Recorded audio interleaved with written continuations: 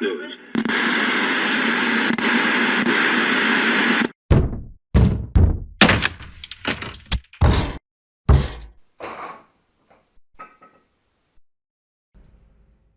It's Saturday, baby. Hey everyone, how you doing? Hello. How's Megacon going for you? Yeah. All right, Good first day, technically the for you, first day. first. Yeah. You came in late. Don't remind But me. we are Saturday Night Sell Swords, a group of friends doing YouTube and D&D and all that fun jazz, as well as Pathfinder and our systems. I'm Blake Tilley. This is... Jamie Long. Hey guys, they're starting. Thank you. I don't think they realize we started, but I appreciate that. Good looking out. It's okay. But this is our panel about downtime activities for your characters. This is more of a player side, a little bit of DM stuff here, but it's a way to take a piece of, when you make a character, usually you pick your class, your race, you'll pick your background, and then you might pick, oh, well, I was a blacksmith, that's how I know how to pick locks. And then you never do blacksmith stuff ever again. This panel is about bringing that back to the main part of your character, and then utilizing it to potentially get more from the story. So, for example, the blacksmith example. I was once a blacksmith, I became a fighter, I know how to wield weapons. I know a little bit of lock picking, and okay, well you're in between dungeons. What are you gonna do? I'm gonna hit the local forge, do some work for them, do some work for us, and while I'm there, I talk to the other blacksmiths. They're like, oh, hey, how you doing? Oh, well, did you hear about the Duke coming into town? Yeah, he's a really corrupt person. Really? This is the DM giving plot hooks through your story while incorporating more of just, I hit things with a sword. Because while that can be fun to do in a meat grinder especially, the RP is kind of like, it's a little bland after a while. And this way to kind of reinvigorate, a sort of a goal, like when you come out of the dungeon, like if you do jewelry, hey, I found some gems. Well, I'm going to keep some of these gems and make some fine adornments for my armor or for my family back home or whatever it may be. Yeah, it's really just a way to like expand on your character as a whole. Like we all play D&D in here, I assume. Yes, Pathfinder. Yeah. Nope. It gets really stale when all you do is combat, a little bit of RP in a hotel, an inn, and then you guys go to sleep.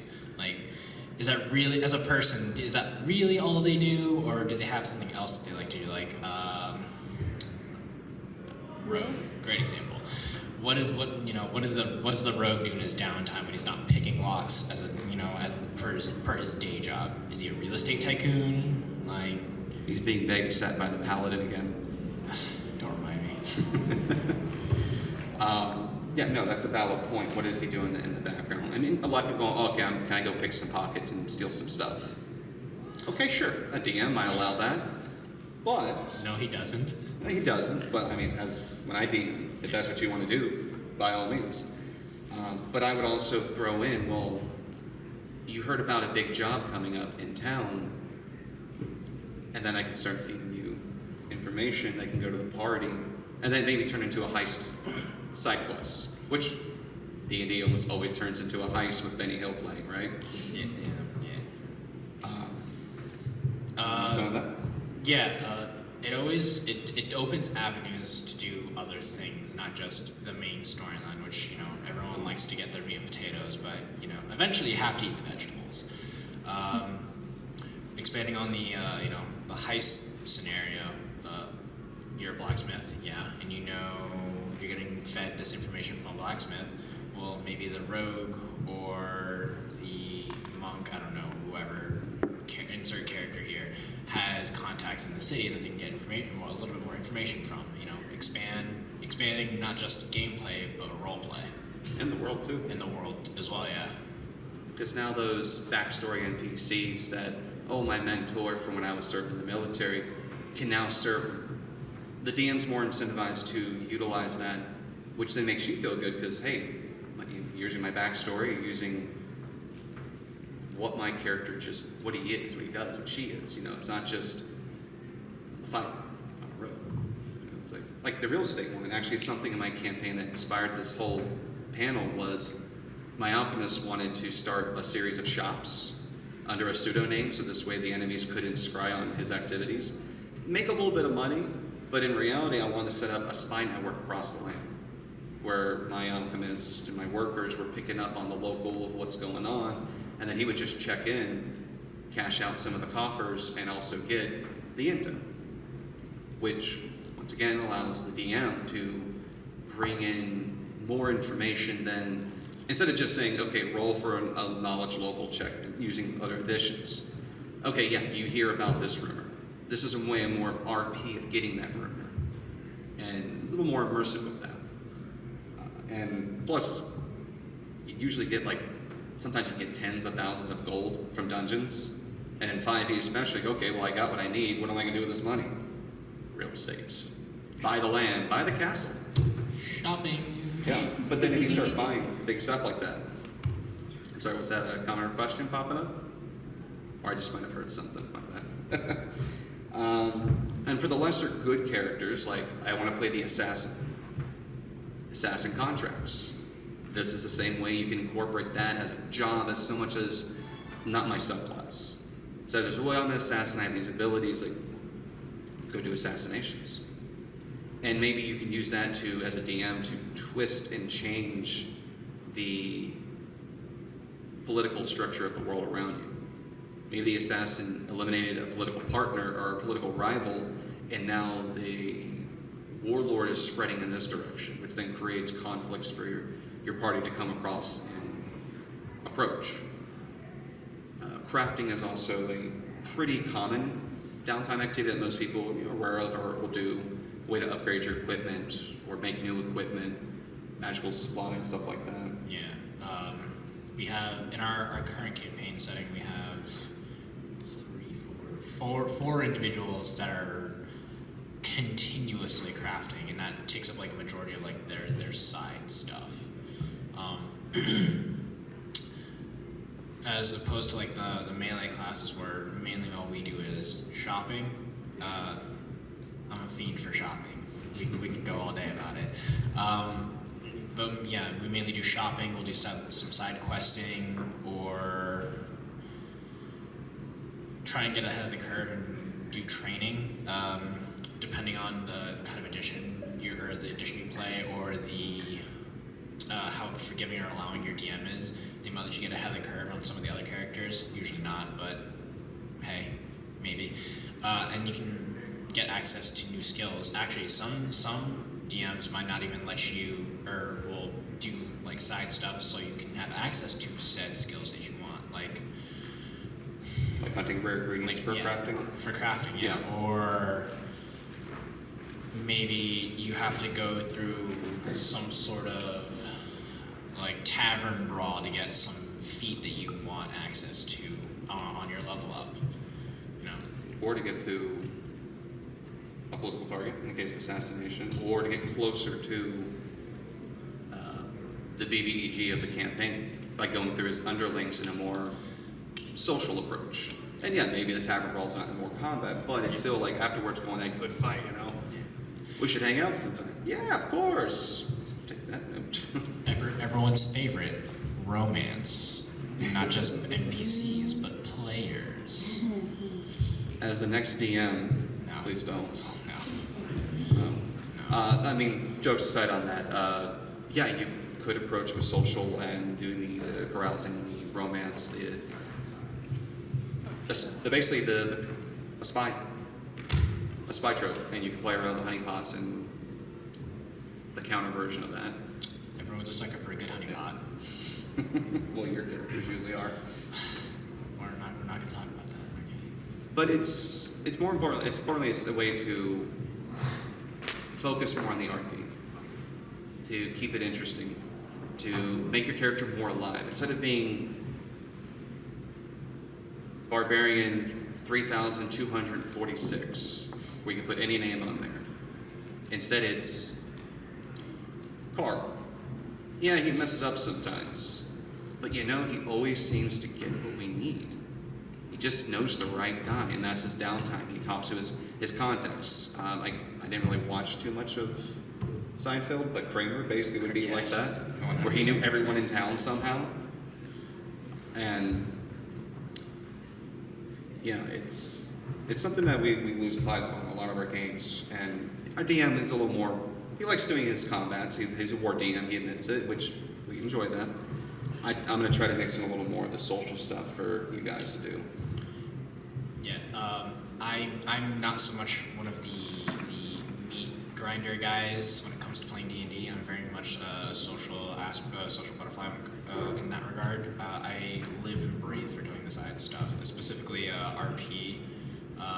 Currently in our campaign, I've tried continuously to become a real estate tycoon, or to be a diplomatic emissary for X and Y individual, because I chose hard mode in a campaign setting where my race is not exactly looked upon very fondly. And you don't hide it.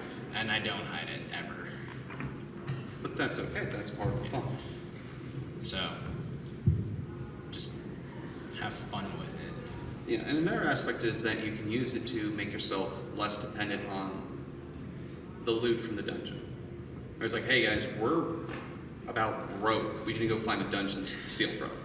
That's basically what it turns into. We're always flat broke. But this, doing some of your downtime activities, whether if you're a mage and you're creating potions or scrolls and you're selling them to the local town clergymen, the shops, it's not going to get the same amount of spike wealth as a dungeon, because that's how the DM controls the wealth. But it's a way to offset little stuff, especially in 5e, now that they've actually had a lot more common and uncommon items that are good, thanks to the later books, as opposed to, well, that's neat, that's a novelty, but I need the rare and very rare stuff to be a functional character. Now granted, other editions that are at bigger power scaling, like 3.5, 4th edition, earlier D&D editions, the Pathfinder system, other game systems, they're not as restrictive as 5e, because 5e has bounded accuracy, which keeps the numbers low. But even though the books don't nearly call this stuff out, you can still do it. And like my character, he's one of the crafters.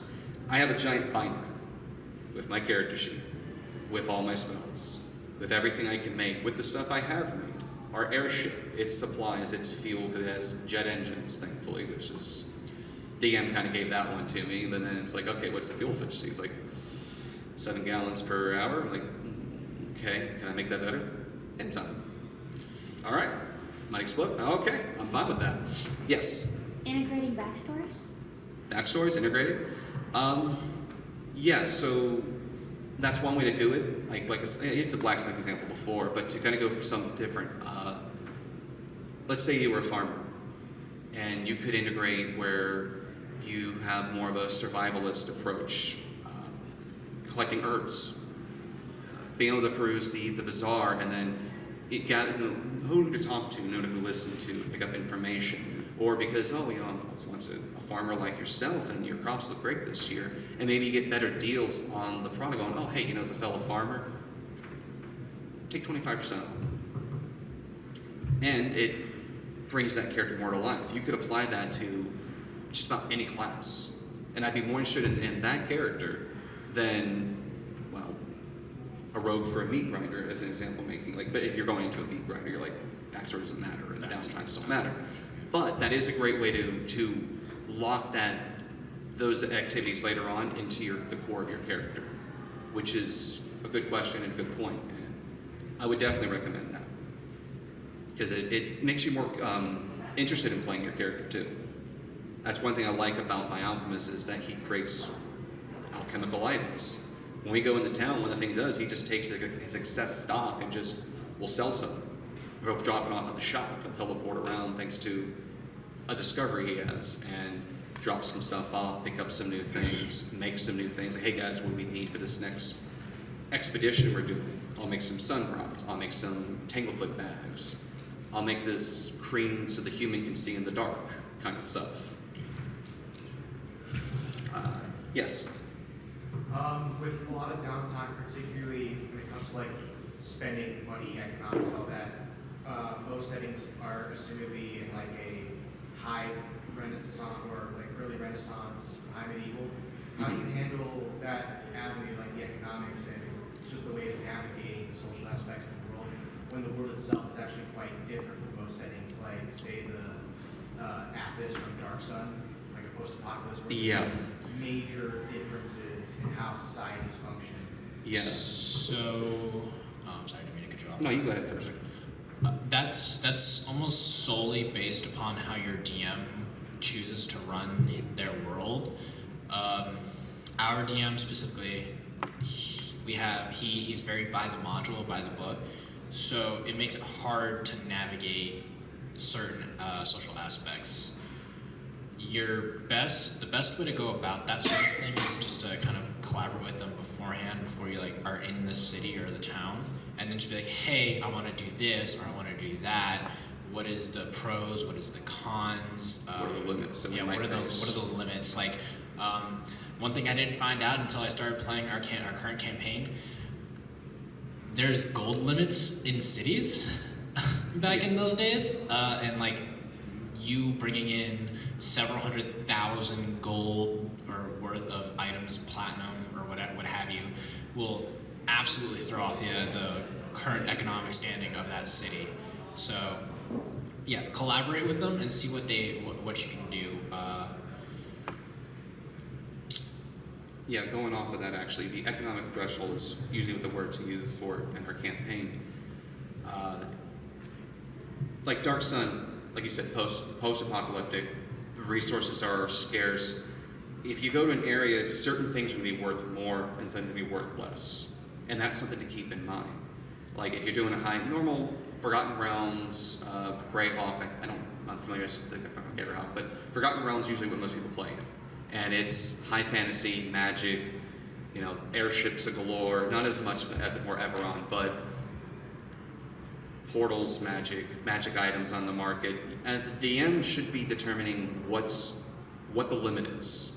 Because if you say everything's in this city, that means now their players can use their downtime and their resources to buy whatever they want.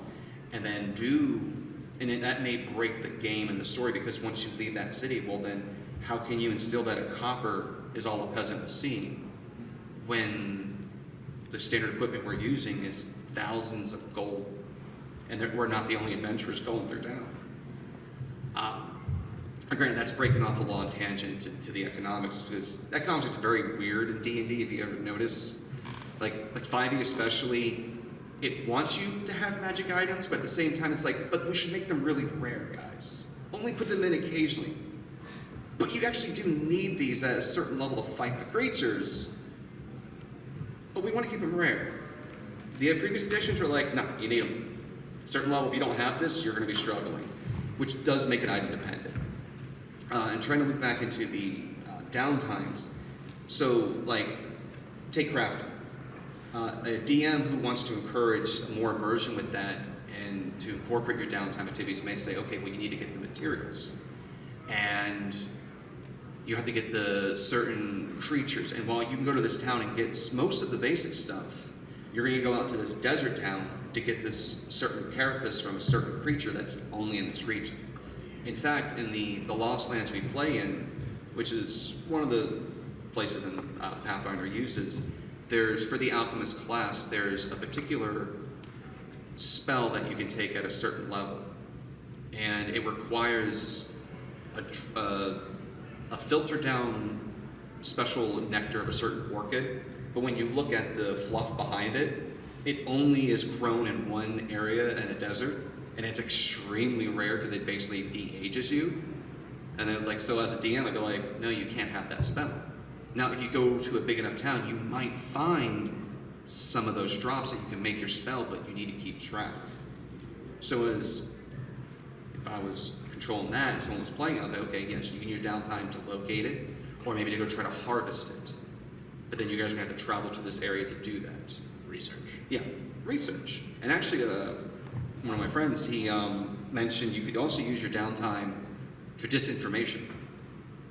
So like if you're the charisma character, and you're like, well, I've flirted, I've gone over here, I've had parties, what else can I do? It's like, go around town spreading rumors about the enemies, even if they're completely wrong, and start turning the people against the BBG, or your target, or trying to make a distraction to get to the next point of wherever the campaign's supposed to go. Because ultimately you are going from point A to point B to point C to point D, and this is just stuff to do in between to make it more interesting. And that is a very clever thing you could do, which if you're playing a bard or a charisma character, I'd recommend doing it once or twice. I mean, actually, we did try that with one of the enemies, a smear campaign. Didn't work so well. It did not work out, but We lost a character. yeah. But excellent point in question. Any other questions so far? Yes. Yes, this one's for Jamie. Have you ever done anything that didn't result in you losing a character? Which character? Exactly my point. Yes. Side stuff can get your character killed. I learned that the hard way.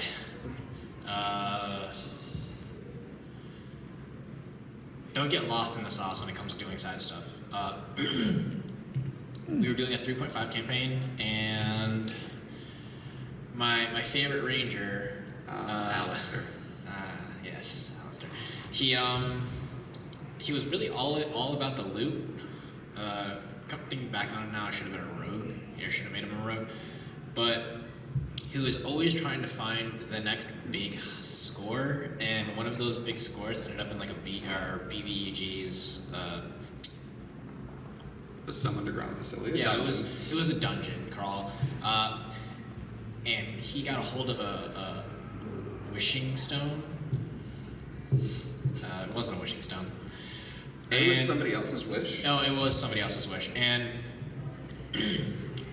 I spent like almost a full session trying to figure out what to do with it, going back and forth, or with my DM, like back and forth on what we should do with it.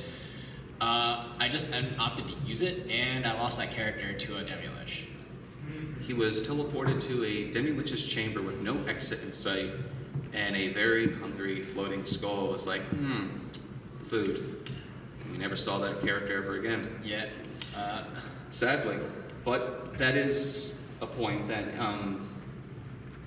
do keep in mind that you could be all for this separate game of the downtime activities, whether it's the crafting, the exploring, the collecting the shiny trinkets. There can be consequences, or there can be, hey, I don't want to infringe on everybody else. I don't want to take over. Because like I said, I have a giant binder. I could spend hours with the DM just like, okay, hey, we're going to do this. I want to do this. I want to go here and collect this and just go into detail on it. But then everybody else going, are you done? No? Okay. Well, we're going to go outside and, we're going to go play a different game while you guys are doing this. And then some DMs may not be into doing that because they might want to be more focused on a module they're running or the overarching threat and the story they have, in which case, pick and choose your battles on that. Do what you can, and if you have to make it a little more succinct, you do it. And just try to, like, hey, can I do a little bit and have some fun with this? And usually be like, yeah, we can work on that and do that. Yeah, if you guys have like stuff in your backstory that you want to get taken care of, or really like expand on, throw it into side stuff. Harp on your DM to make allow you to do it. You have a score to settle in our campaign with a certain individual. Yeah. I have Debt to your uncle. I have a debt to my uncle now, and I have an underwater dungeon crawl that we technically can do, and we haven't touched on neither one of those. Yeah. And now, granted, with my character's backstory, he was turned into a lab experiment, broke out, got out, and he has held a certain list of who he's going to get back at whenever he gets the chance to. That's for the DM to use if he wants. If he wanted to send bounty hunters after me, he could. He didn't have to. He didn't. We went on their stuff, and that was fine. It would have been fun. But if of course, we're going to end the campaign soon. If we had more time with it, I would have asked about, can I go back to the city and start going after him now? I feel my character's ready. In which case, that takes the backstory now into the downtime of maybe a smear campaign because he's a high-ranking individual, infiltration, scouting, potentially paying off or eliminating lackeys, and a lot of the very common things that your characters can pick up to do. Now I can have all of that going on and utilize my party, give them a role in it too. And that's something else. If you have something you want to make a core party character like that, like with crafting, or even gambling, con man, or real estate. Find a way to bring your party involved with it as well, because then now they're excited to do it too. And now the DM's excited to do it. And now everyone's like, let's make this a part of the story instead of just, okay, let's give Blake his 10 minutes of, I make this, I make that, I do that, here, have this. Are you done yet? Okay, now what do you guys do? I think it's definitely a good way to, because it's kind of like the problem with these classic summoner class where you have a ton of minions and your turn takes an hour. But if you gave your minions or players control, everyone's now happy and having a good time. So, any other questions? Yeah? During downtime, do you occasionally like shake things up? Like say someone has a goal, but they don't reach it because of like a certain complication. How do you go about handling like, spicing things up with either like a rival or something gone awry, or otherwise making? I know exactly what you mean. So, so the question is, how do you spice up downtime instead of like a skill check, basically? Because my character in Pathfinder has a 40 plus on his skill check. He passes 99% of the time. 5e actually has in the book, I think Xanathar's goes more into this, where there's mishaps. There's a rival might sabotage your research, or you're making a potion and it didn't turn out correctly and now it might do something else, but who's going to check it?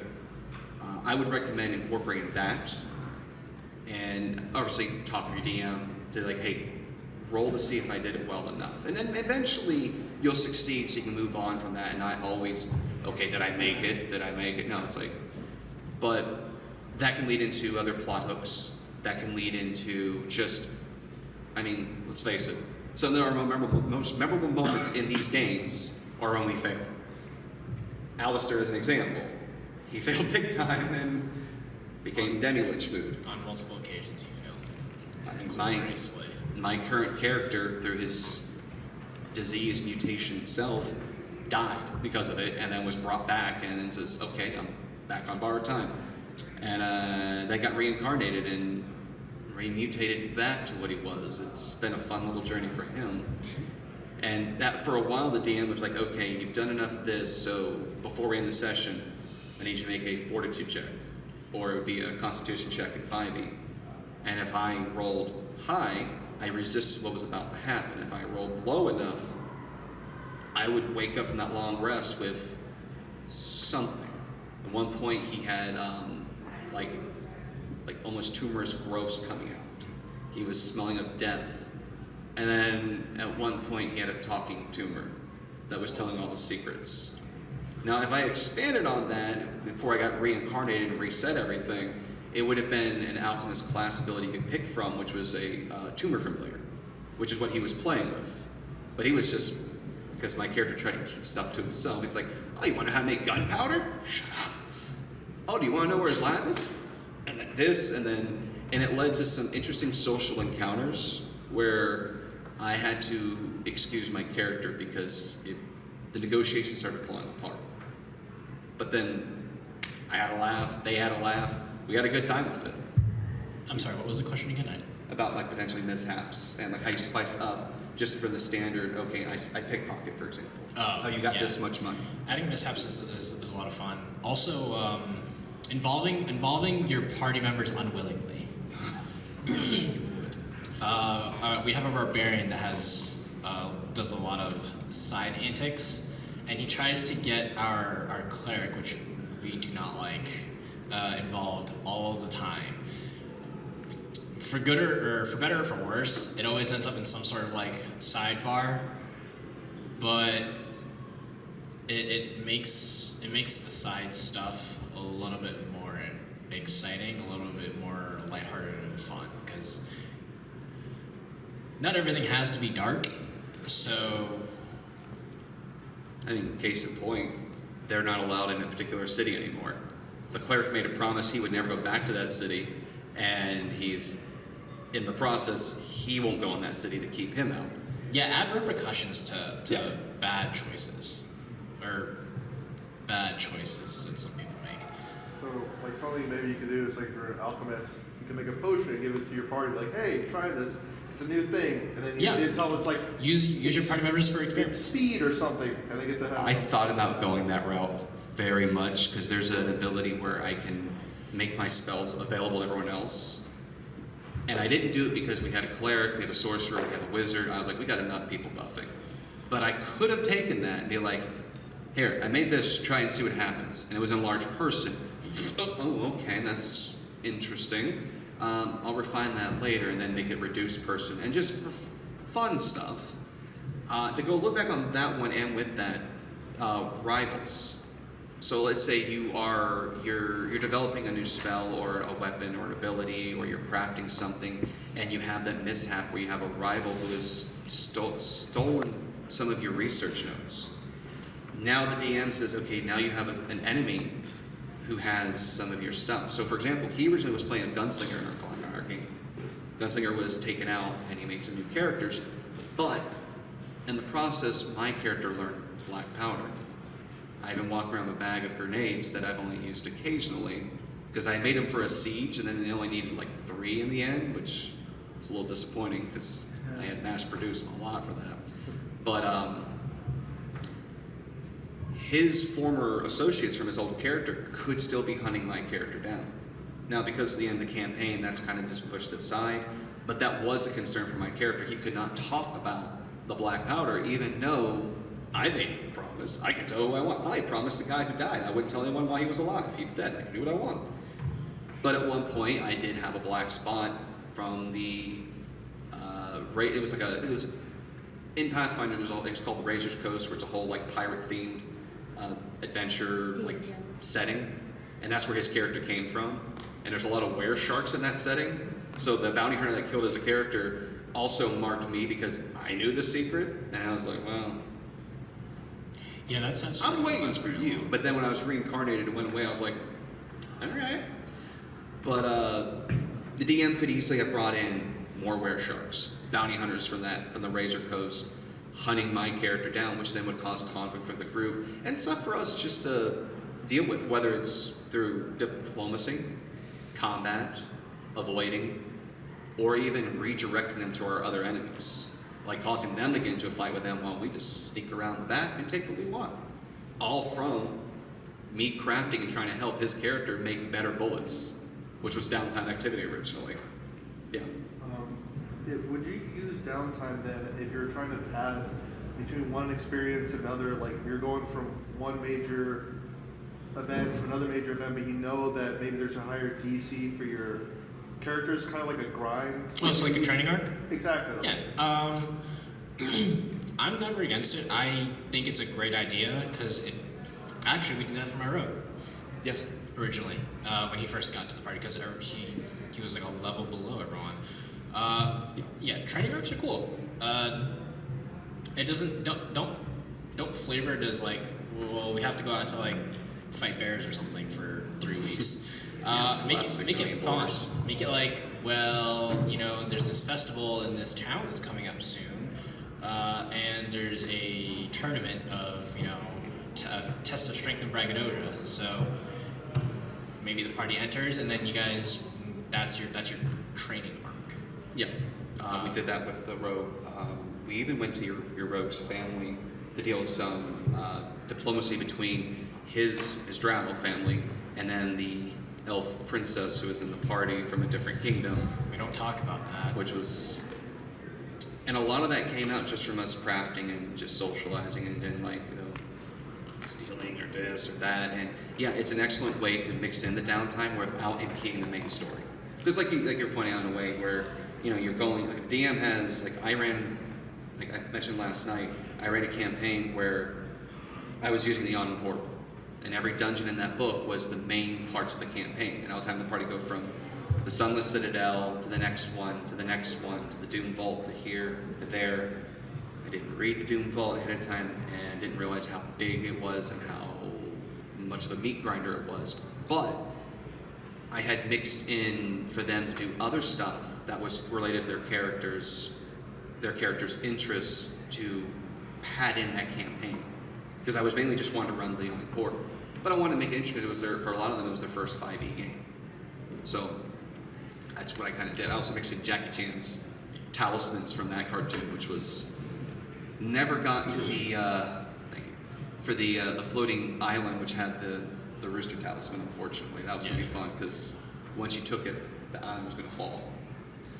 But Also, you can just make your training arcs like actual training arcs. Like, say you're a monk, and you're a level behind the character. Well, maybe you need to go back to the monastery and train under, your former master or masters for an extended period of time. So you can take a little bit of time away from the campaign to go back to the monastery and train. It doesn't have to be like just a specifically you thing. It can be an everybody thing. yeah, and that's actually a DM could do some solo sessions for if you want to really focus on a training arc with that, while with their as a downtime thing in between.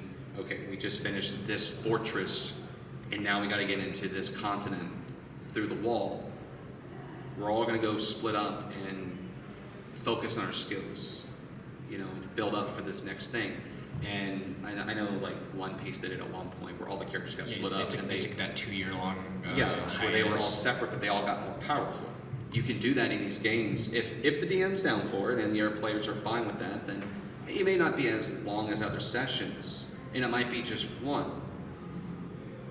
But you can mix in all the other downtime stuff, incorporate maybe you fasten some new unique armor you enchanted yourself with some special contingencies.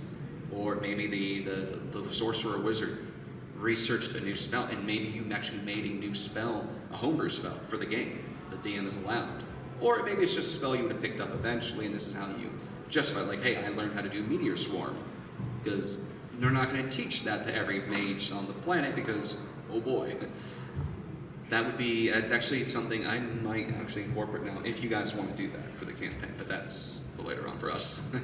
Right. But it's a good point.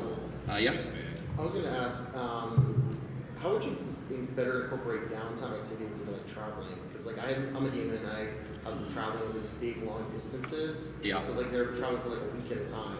And it's like, I just have them like, so far it's just like they go from point A to point B and it's like a week's gone by and like nothing's happened. I think that solely depends on the interests of each individual in the party. Okay.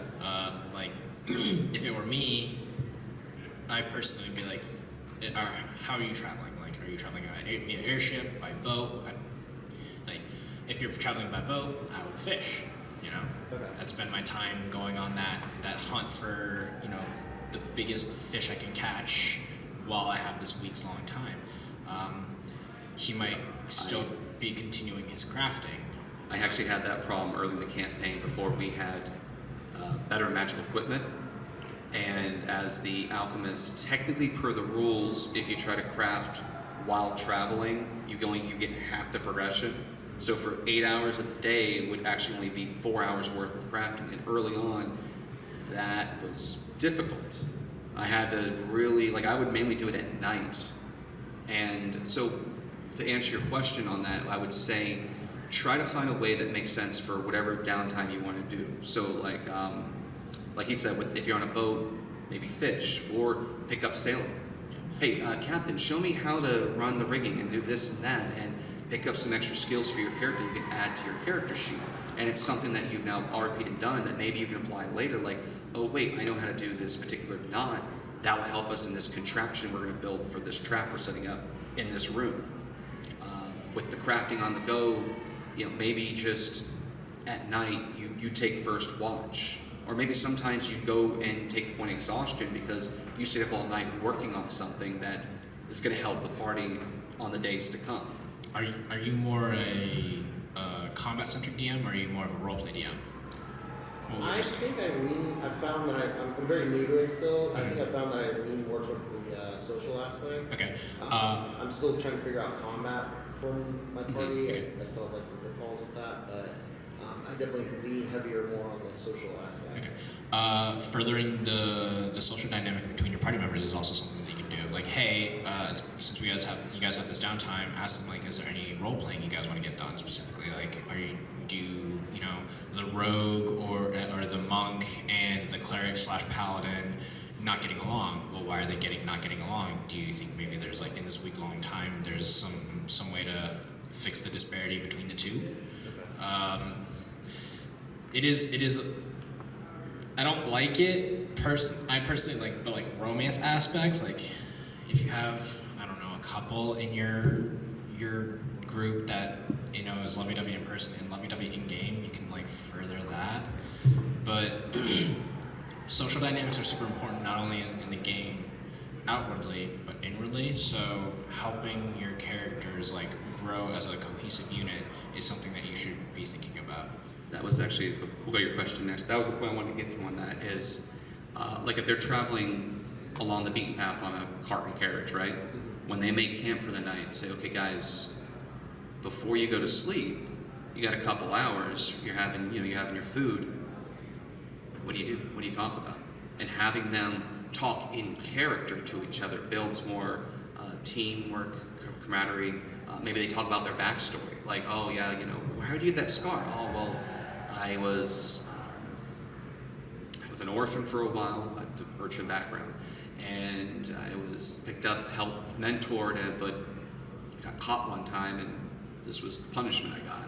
And then you go into more of the story. Oh, okay, you don't know your parents, and then now you have a reason where now the other players know your character's backstory, and now you can bring that to the front of the story and incorporate better.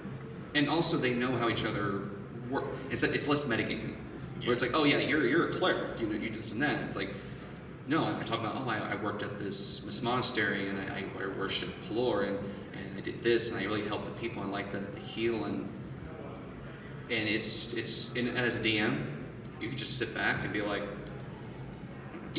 guys are going good. To summarize the point, downtime doesn't always have to be physically productive. It can also be socially or emotionally productive. You had a question, correct? Yeah. So it's not me, but another another member of the campaign I'm in. She's having trouble thinking of stuff to do in her in her downtime because her character is supposed to be very focused on vengeance, magically compelled. Ah, it's like a revenant almost. What class is she playing? I think she was warlock. I think she was a warlock. Okay, a warlock and vengeance focused. I think that's super easy, actually. By any means necessary. She wants vengeance, right? Yeah. I know she might not want to focus solely on the vengeance aspect, but maybe she should just lean more into the vengeance aspect.